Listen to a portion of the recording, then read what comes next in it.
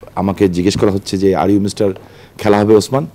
তো এরকম একটা আসলে খেলা হবে এই ব্যাপারটা যেটা আমরা বলেছিলাম, আমি এই কথাটা বলেছিলাম, পরে এটা ট্রু, আপনার কথা সত্য যে ভারতে বিশেষ করে পশ্চিমবঙ্গে এটা ব্যাপকভাবে প্রচলিত হয়েছে এবং এটার জন্য আমি বেশ বিব্রত বোধ করেছি। তারপর আমি যখন কলকাতায় গেছি, আমি কোনো মার্কেটে যেতে পারিনি এবং যেখানেই গেছি ইভেনচুয়ালি ভালো ভালো হোটেলে পর্যন্ত গেছি।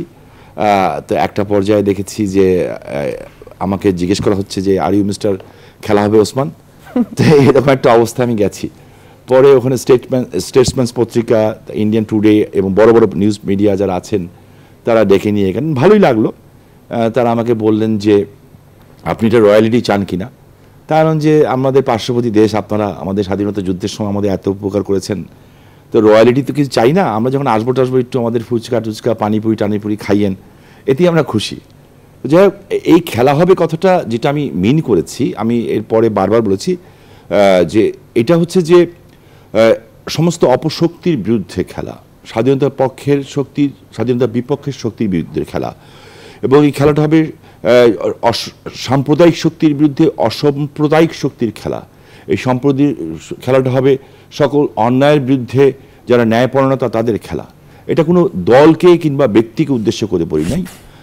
আমার যেটা পার্সোনাল যেটা ভিউ ছিল যে সমাজ পরিবর্তনের জন্য যেই লড়াইটাকে, সেই লড়াইটাকে আমরা খেলা হিসাবে উল্লেখ করেছি এই কারণে যে মানে বক্তব্যে দেওয়ার সময় তো বিভিন্ন ধরনের কথা চলে আসে, সেইভাবেই জিনিসটা চলে আসা।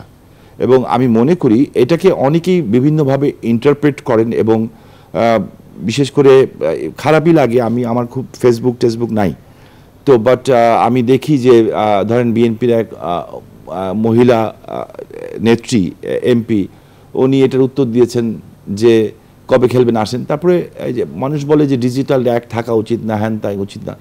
এরপরে এটাকে যে বিশ্রীভাবে, হ্যাঁ, মানে খুব নেগেটলি এটাকে উত্থাপন করা হয় ওনাকে বিব্রত করার জন্য, আমার কাছে খারাপ লাগে, আমার কাছে ভালো লাগে না এইসব। যে টিকটক না কি বলে একটা টিকটক, হ্যাঁ, এগুলি করা হয়। সো এই বিষয়গুলি আমরা পরিষ্কার করতে চাই যে আমাদের যে বক্তব্যটা খুবই ক্লিয়ার, সেটা হচ্ছে যে এই খেলা রাজনৈতিক খেলার, এবং রাজনৈতিক খেলা যেতে হবে সমাজ পরিবর্তনের জন্য, মানুষের ভালোর জন্য, অন্যায়ের বিরুদ্ধের জন্য, অসাম্প্রদায়িকের পক্ষে এবং সততার পক্ষে, স্পেসিফিক্যালি স্বাধীনতার পক্ষের শক্তির পক্ষে। এবং এটার আম্পায়ার আপনি যেটা প্রশ্ন করেছেন আম্পায়ার কে হবে, আম্পায়ার সবসময় জনগণই থাকে, কারণ এটা সবচেয়ে বড় শক্তি হচ্ছে জনগণের। এবং আমি বিশ্বাস করি বাংলাদেশের জনগণ অতীতে কোনো সময় রাজনীতি ভুলে নেই। সো দে উইল ডিসাইড যে which is better and which is bad.